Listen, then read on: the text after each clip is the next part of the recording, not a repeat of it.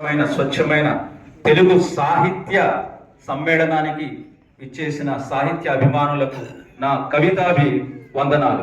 నేను చదివే కవిత తోడు కోసం. మనిషి ఒంటరిగా పుట్టినప్పటికీ కూడా ప్రతి అంశంలో తోడు కావాలి.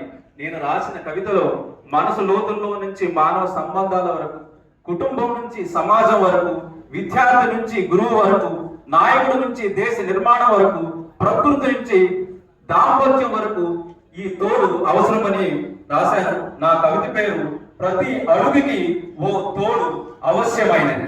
మనిషికి మానవత్వం తోడైతే ఆ మనిషి వ్యక్తిత్వం ఉత్తమమైనది. మనిషికి క్రమశిక్షణ తోడైతే ఆ మనిషి జీవితం సంతులితమైనది. కుటుంబానికి ఐక్యత తోడైతే ఆ కుటుంబం ఆదర్శవంతమైనది. వంశానికి కీర్తి తోడైతే ఆ వంశ చరిత్ర ఘనమైనది. భక్తికి ఆత్మశుద్ధి తోడైతే ఆ భక్తి భగవంతునికి ప్రియమైనది. శిష్యుడికి సద్గురువు తోడైతే ఆ శిష్యుడి భవిష్యత్తు దిగ్విజయమైనది. విద్యాలయాలకు సమాజ సేవ తోడైతే ఆ విద్యాలయాల ఆశయం శ్రేష్టమైనది. విద్యార్థి విద్యకు వినయం తోడైతే ఆ విద్యార్థి విద్య పరిపూర్ణమైనది. విద్యార్థులకు గురువాక్కు తోడైతే ఆ విద్యార్థుల మేధస్సు సృజనాత్మకమైనది. బిడ్డలకు తల్లిదండ్రుల అనుభవం తోడైతే ఆ బిడ్డల భవిష్యత్తు ఉజ్వలమైనది. సమాజానికి విలువలు తోడైతే ఆ సమాజం సద్గుణ సంపన్నమైనది. న్యాయకత్వానికి ప్రజాసేవ తోడైతే ఆ నాయకత్వం మార్గదర్శకమైనది. పరిపాలనకు ప్రజా సంక్షేమం తోడైతే ఆ పరిపాలన ప్రజారంజకమైనది. దేశానికి ప్రజా ఐక్యత తోడైతే ఆ దేశం శక్తివంతమైనది. స్నేహానికి నమ్మకం తోడైతే ఆ స్నేహం పటిష్టమైనది.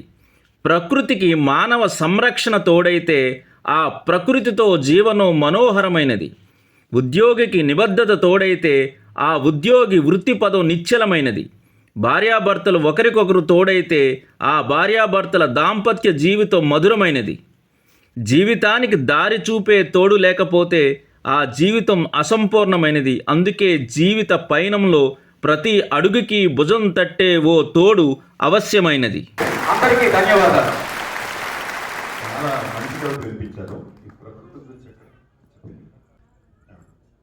ప్రకృతికి మానవ సంరక్షణ తోడైతే ఆ ప్రకృతితో జీవనం మనోహరమైంది. చాలా మనోహరంగా ఉంది. కవిత్వం రాయడం ఎలా అనేది చాలా మంది చెప్తారు.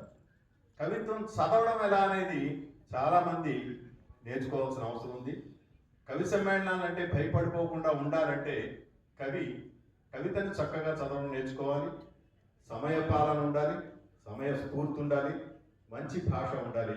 ఇవన్నీ ఉంటే కవిత్వం తప్పకుండా మీలాగా మంచి కవిత్వం వెలువడుతుంది.